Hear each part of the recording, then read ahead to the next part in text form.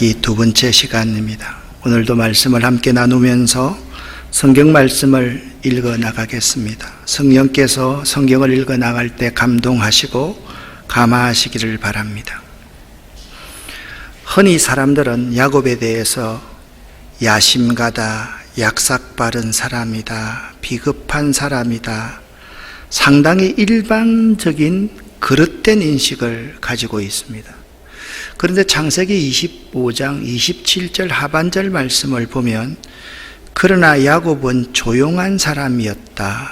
야곱은 장막에 머물러 있는 것을 좋아한 사람이었다라고 말씀을 하고 있습니다. 여기 조용한이라는 히브리어 탐이라는 단어는 완벽한, 완전한, 건강한, 건전한, 도덕적으로 순결한, 무엄한의 의미입니다. 욥기서 1장 1절에서 욥을 평가할 때 온전하다라고 번역된 단어가 히브리어 탐입니다. 그러니까 야곱이 욥과 같은 온전한 삶을 살았던 게지요. 또한 창세기 6장 9절 노아에 대한 평가에서 완전한 당대의 완전한 사람이었다. 이 탐임이라는 히브리어 단어와 조용한이라는 히브리어 탐이라는 단어는 어원이 동의를 합니다. 또한 장막에 거주한다라는 것은 들에서 들짐승들을 사냥하는 에서의 사냥꾼의 삶에 비해 야곱의 삶은 하나님의 말씀을 배우고 묵상하는 삶의 모습임을 나타냅니다. 그런 의미에서 야곱은 하나님 앞에서 온전하고 완전한 사람이었습니다. 신약성경 요한복음 1장 14절 말씀을 보면 말씀이 육신이 되어 우리 가운데 거하심에, 여기 거하심에라는 헬라어 스케노라는 단어의 의미가 장막을 치다, 장막에 살다라는 의미입니다. 이제 우리들은 야곱이라는 인물은 우리가 지금까지 생각하듯이 교활한 사람이다, 약삭빠른 사람이다, 속이는 사람이다, 그런 의미가 아니라 하나님 앞에서 말씀 가운데 거하며 하나님의 말씀을 묵상하는 믿음의 사람임을 알았습니다. 그렇다고 한다면 이 창세기는요, 주전 587년 바벨론으로 포로로 잡혀가기 전에는 구전으로 또 일부 문서들로 조각조각 편집되어서 기록되어 있었는데 바벨론으로 잡혀간 이후에 이 창세기가 온전한 한 권의 하나님의 말씀 책이 됩니다. 이 창세기의 기록자의 입장에서 본 야곱 이야기의 본질은 우리가 이해하고 있는 야곱 이야기가 좀 다릅니다. 이 그림을 한번 보시기를 바랍니다. 세 사람의 얼굴에 다 원이 그려져 있습니다. 이 그림은요, 창세기 27장의 내용입니다. 어머니 리브가의 도움으로 형 에서보다 먼저 아버지 이삭의 축복을 받는 야곱의 받기 전의 모습입니다.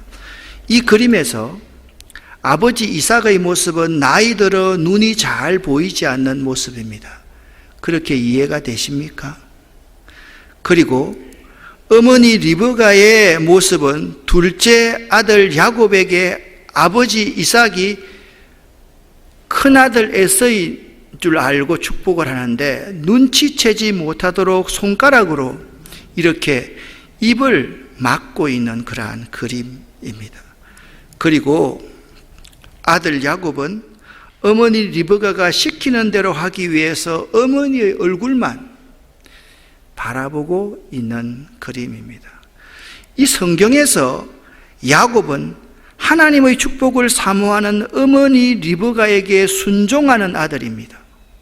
야곱은 어머니의 뜻을 따라 장자의 명분을 사모했습니다.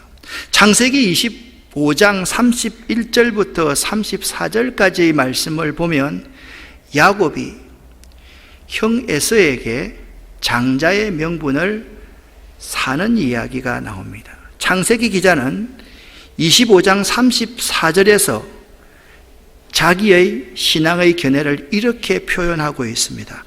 에서가 장자의 명분을 가볍게 여김이었더라 라고 그렇게 표현하고 있습니다. 에서는 장자의 명분을 대수롭지 않게 생각했던 사람이었던 것입니다. 자, 그렇다고 한다면 에서와 야곱이 태어날 때의 상황들을 한번 성경 창세기 25장 20절부터 24절에서 한번 살펴보겠습니다. 이삭은요 40살에 리브가와 결혼을 했습니다. 이삭의 아내 리브가는 불임의 여성이었습니다. 그래서 이삭이 아내를 위해 여호와께 기도를 드렸더니 여호와께서 남편 이삭의 기도를 들어주셨으므로 리브가가 임신을 하게 되었습니다. 그러니까 야곱 아버지 어머니는 기도하는 사람이었습니다. 그런데 리브가의 뱃속에 있는 아이들이 쌍태였습니다. 매우 복잡했습니다. 그래서 어머니 리브가가 어찌하여 내게 이런 일이 일어나는가라고 생각하여 여호와께 나아가서 여호와께 여쭈었습니다. 여호와께서 리브가에게 이렇게 응답하셨습니다. 두 나라가 내 몸 안에 있다. 두 백성이 내 몸에서 나누어질 것이다. 한 백성이 다른 백성보다 강하고 형이 동생을 섬길 것이다 라고 예언의 말씀을 하나님께서 해 주셨습니다. 여러분에게 묻습니다. 야곱이 이 내용을 보면 사기꾼처럼 형을 속이기 위해서 태어났습니까? 아니지 않습니까?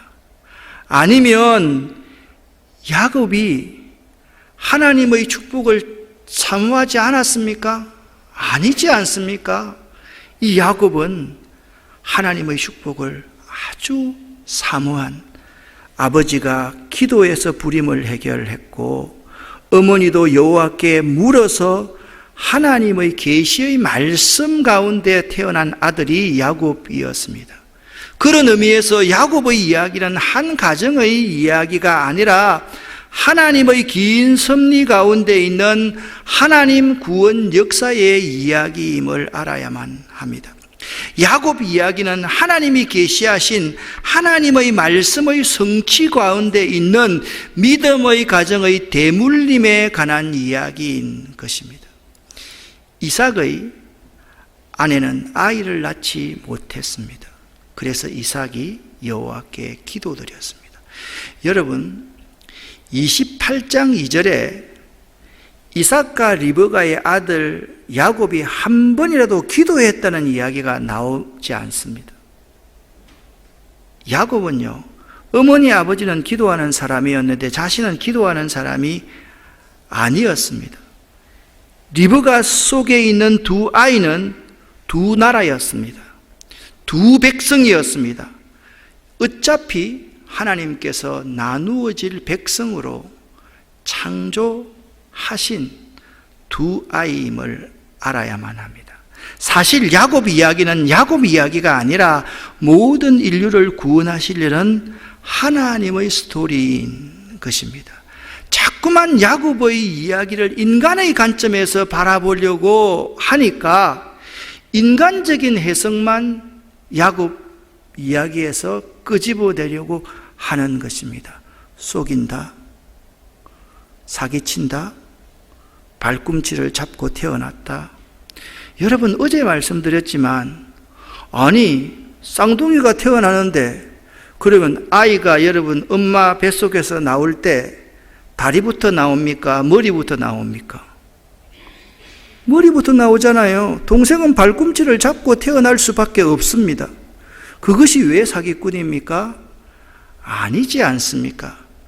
우리는 야곱의 이야기 가운데 하나님의 스토리, 하나님의 계시의 사건을 이해할 수 있어야만 됩니다. 야곱은 형 에서를 피하여 외삼촌 라반의 집으로 도망할 수밖에 없었습니다. 자, 그 이전에 이삭이 야곱을 축복하는 이야기를 한번 보겠습니다. 27장의 이야기입니다. 그의 아버지 이삭이 야곱에게 말하되 내 아들 야곱아 가까이 와서 내게 입을 맞추라. 야곱이 아버지 이삭에게 가까이 가서 그에게 입을 맞추니 아버지 이삭이 그의 옷의 향취를 맡고 야곱에게 축복하여 이르되 내 아들의 향취는 여호와께서 복 주신 밭의 향취로다. 하나님은 하늘의 이슬과 땅의 기름짐이며 풍성한 곡식과 포도주를 내게 주시기를 원하노라. 만민이 너를 섬기고 열국이 내게 굴복하리니 네가 형제들의 주가 되고 네 어머니의 아들들이 내게 굴복하며 너를 저주하는 자는 저주를 받고 너를 축복하는 자는 복을 받기를 원하노라. 아버지 이삭이 아들 야곱을 이렇게 축복했습니다. 그 이야기를 다 축복 기도를 다 하고 난 이후에 30절 하반절 말씀을 보니까 곧 그의 형 에서가 사냥하여 돌아와서 이 소식을 듣게 되었습니다. 34절 35절 말씀을 보면 에서가 그의 아버지의 말을 듣고 소리질러 슬피 울며 아버지에게 말을 합니다. 내 아버지여, 내게 축복하소서. 내게도 야곱처럼 그리 축복해 주옵소서. 그때 아버지 이삭이 에서에게 말합니다. 네 아우가 와서 속여 내 복을 빼앗았도다. 거기에 물음표가 다 나와 있습니다. 여러분, 야곱이 속여서 하나님의 복을 쟁취한 것입니까? 창세기 25장 33절 34절 말씀을 이미 읽었지 않습니까?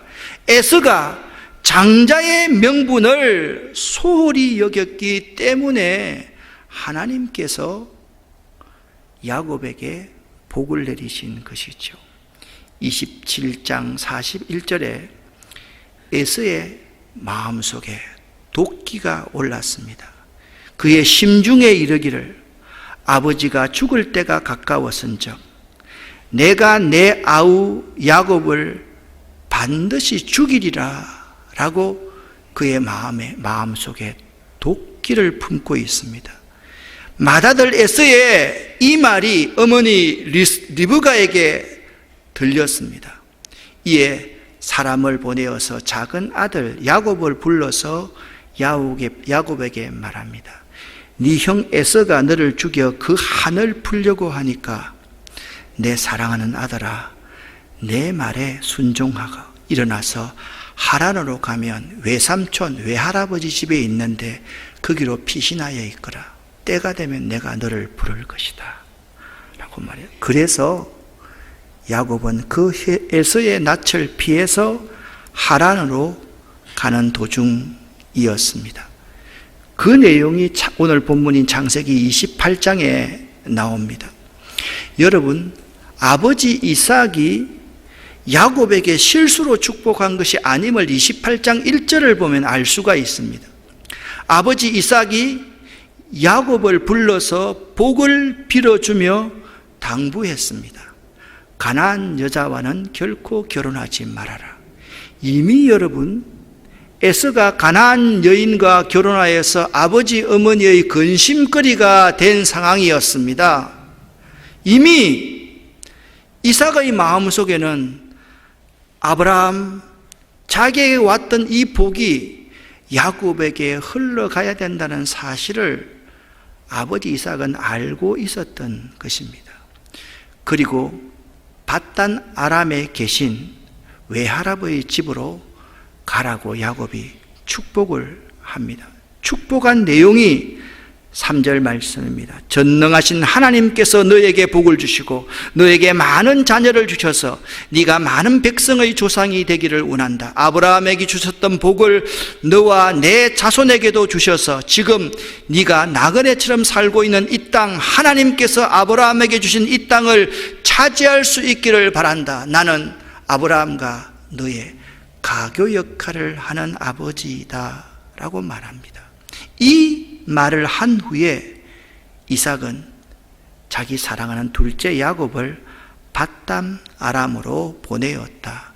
지금 야곱이 밧단 아람으로, 하란 땅 밧단 아람으로 가고 있는 중이었습니다. 그러면 도대체 야곱이 살았던 곳에서 밧단 아람이 어느 정도 먼 길인가? 여러분, 이 지도를 보시면 이 이삭은요, 브엘세바와 브엘라헤로이 이 부분에 살았습니다. 여기 브엘세바부터 하란에 있는 밧단 아람까지는 직선 거리만 800km가 되는 거리입니다. 상상하지 못한 먼 거리였습니다. 걸어가면 3주가량 걸리는, 어린 야곱으로서 혼자 가기는 참 벅찬 거리였습니다. 그러나 형이 죽이려고 하니까 아버지, 어머니는 이 귀한 아들을 살려야만 했기에 그 아들 혼자 보내면서 그에게 마음껏 축복한 내용이 이겁니다. 나와 함께 하신 하나님이 너와 함께 하시기를 원한다 였습니다. 야곱은요, 브엘세바를 떠나 하란으로 가는 도중이었습니다. 어느 곳에 이르렀을 때 이름도 모르는 곳이었습니다. 해가 저물었습니다. 야곱은 그곳에서 하룻밤을 지내기로 작정을 합니다. 야곱은 그곳에서 돌 하나를 주워서 그것을 베개 삼아 잠을 잤습니다. 이 그림이 야곱이 광야에서 돌 하나를 베개 삼아 잠을 자는 그림입니다. 잠을 잘 때 야곱은 꿈을 꾸었습니다. 사다리 하나가 땅 위에 세워져 있었는데 그 꼭대기가 하늘에 닿아 있었습니다. 그리고 하나님의 천사들이 사다리 위로 오르락 내리락 하고 있었습니다. 그런데 야곱은 그 사다리 꼭대기 하늘에 여호와께서 사다리 위에 계신 모습을 보았습니다. 깜짝 놀랐습니다. 그때 하나님께서 야곱에게 말씀하셨습니다. 나는 아브라함의 하나님, 이삭의 하나님 여호와다. 내가 너와 내 자손에게 네가 지금 자고 있는 땅을 줄 것이다.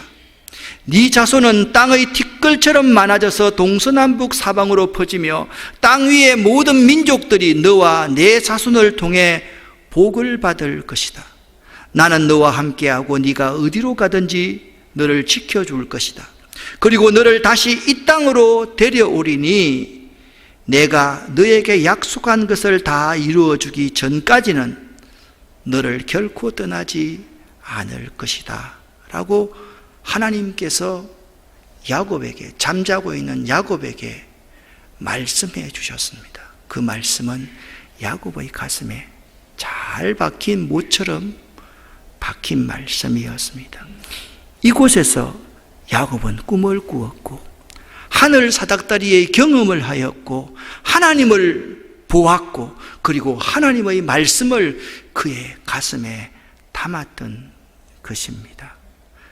그때 야곱이 이렇게 말했습니다. 여호와께서 분명히 이곳에 계시는데 나는 그것을 모르고 있었다. 야곱이 점점 더 두려워졌습니다. 이곳은 두려운 곳이다. 이곳은 하나님의 집이요 하늘의 문이로구나.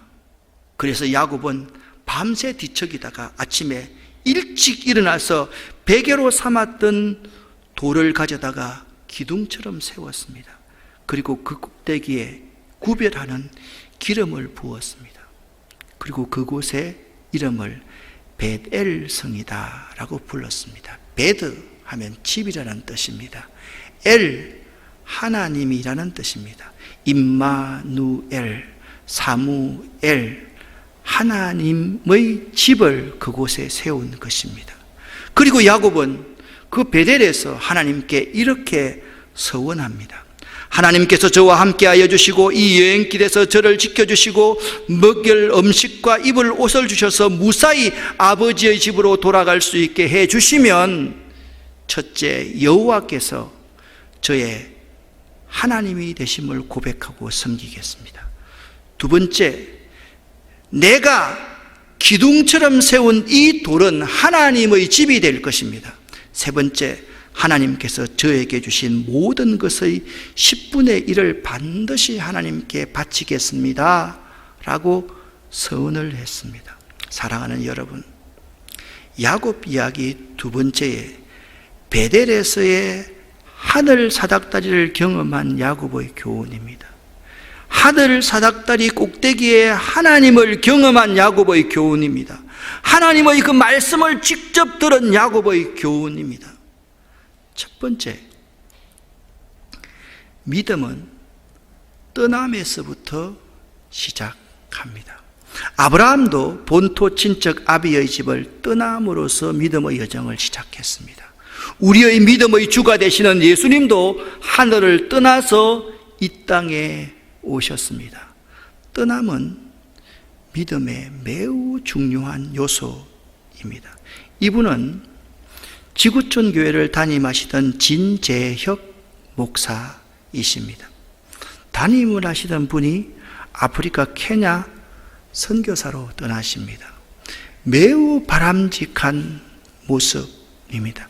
안디옥 교회가 담임하던 바울과 바나바가 담임을 하다가 선교사로 떠난 것처럼 진 목사님은 아프리카 케냐 선교사로 떠나시면서 이 책을 기록했습니다.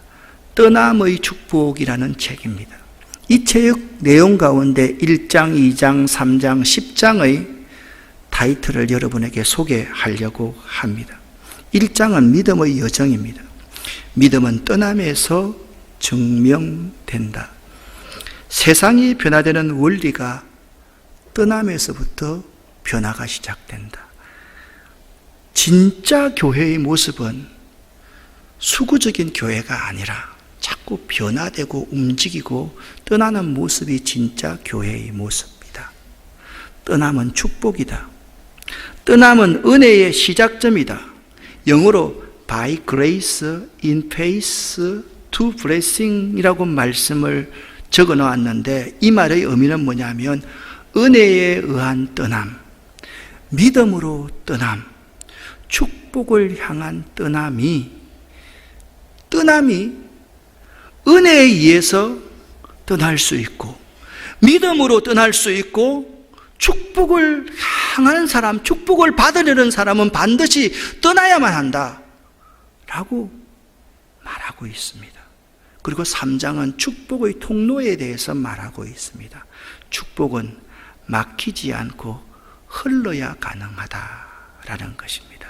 그리고 마지막 10장의 결론은 하늘 나그네로 살아가는 우리들은 이 세상에서, 세상 욕심에서 떠나야 한다라고 말씀하고 있습니다. 여러분, 믿음에서 떠남이라는 것은 매우 중요한 것이다. 초대교회에 있잖아요. 1차, 2차, 3차 선교 여행을 할 때 사도 바울은 한 곳에서 목회를 많이 한 교회가 3년 정도밖에 안 되었습니다. 한 곳에 머무르지 않았습니다. 오늘날 한국 교회가 이렇게 타락해가는 이유는 우리 목사들이 한 교회에 죽을 때까지 있으려고 하는 것, 이것이 교회 타락의 아주 중요한 요소임을 우리들이 알아야만 합니다. 두 번째, 이곳 광야에서 하나님을 야곱이 만난 이 사건이 야곱 자신의 인생을 재조정하는 사건이었다라는 사실입니다. 사랑하는 여러분, 하나님을 체험한 사람의 인생은 다릅니다. 여기 하나님을 경험한 사람이 있고 하나님을 경험하지 않는 사람이 있습니다. 이 두 사람의 인생은 전혀 다른 인생임을 알아야만 합니다. 내가 중직자냐, 내가 직분이 없느냐, 이것이 중요한 것이 아닙니다. 내가 목사냐, 내가 평신도냐, 이거 중요한 게 아닙니다. 하나님을 경험한 사람의 인생은 다르다라는 것입니다. 또한 하나님을 경험한 사람은 하나님 앞에서 주판 알을 두들기지 않습니다. 계산기 두드리지 않습니다. 하나님을 경험한 사람은 하나님 앞에서 계산하지 않습니다. 왜냐하면 그가 은혜의 인생인 줄 알고, 그가 믿음으로 떠난 것을 알고, 그가 하나님의 진정한 축복이 무엇인지 알기 때문에 그 앞에서 계산기 두드리지 않습니다. 하나님을 경험한 사람은 자신의 삶의 이유를 바로 압니다. 내가 왜 살아야 되는지, 내가 무엇을 위해서 살아야 되는지, 이 땅이 내 인생의 전부가 아니고 종착지가 아님을 분명히 아는 삶을 살아가는 것입니다. 여기 하나님을 체험한 사람이 있습니다. 이 사람은 사도 바울입니다. 하나님을 만나고 나서 그의 인생이 완전히 바뀌었습니다. 이 사람은 사도 베드로입니다. 사도 베드로가 예수 그리스도를 만나고 나서 그는, 예수 그리스도는 십자가에 바로 달려 돌아가셨지만 나는 바로 죽을 가치도 없는 사람이다. 그래서 그는 십자가에 거꾸로 매달려서 죽었던 사람입니다. 이 여인은 현장에서 간음하다가 잡혀서 지금 돌에 맞아 죽기 직전의 여인입니다. 예수께서 말씀합니다. 땅에 무언가를 쓰시고서 사람들에게 말을 합니다. 너희 가운데 죄 없는 자가 돌로 쳐서 이 여인을 죽이라. 다 물러갑니다. 여인이여, 내가 당신을 정죄하지 않겠습니다. 가서 다시는 죄를 범하지 마십시오.